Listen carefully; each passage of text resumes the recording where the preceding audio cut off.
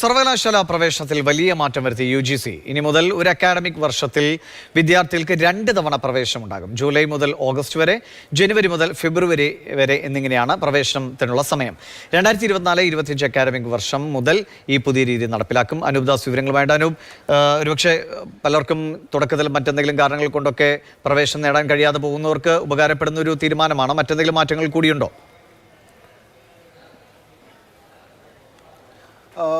ഇതാണ് വളരെ പ്രധാനപ്പെട്ട മാറ്റം. അതായത് ലോകത്തെ പല സർവകലാശാലകളിലും മിക്ക സർവകലാശാലകളിലും വർഷത്തിൽ 2 തവണ പ്രവേശനം ഇപ്പോൾ തന്നെ നടക്കുന്നുണ്ട്.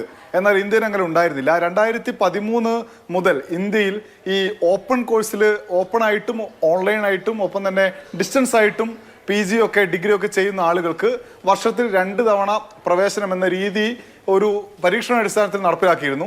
അങ്ങനെ നടപ്പിലാക്കിയപ്പോൾ ആദ്യ വർഷം തന്നെ 19 ലക്ഷം ആളുകൾ ആദ്യം പ്രവേശനം നേടി. പിന്നീട് ജനുവരി ഫെബ്രുവരി മാസത്തെ പ്രവേശനത്തിൽ 5 ലക്ഷം പേരും പ്രവേശനം നേടി. അതൊരു വലിയ ഒരു പ്രതികരണം വിദ്യാർത്ഥികളിൽ നിന്ന് ഉണ്ടായതോടുകൂടിയാണ് ഈ വർഷം UGCയുടെ മെയ് മാസത്തിലെ യോഗത്തിൽ, മെയ് 15 ചേർന്ന യോഗത്തിൽ വെച്ച് മറ്റ് റെഗുലർ കോഴ്സുകളിലും സമാനമായി പരിഷ്കരണം കൊണ്ടുവരാമെന്ന് തീരുമാനിച്ചത്.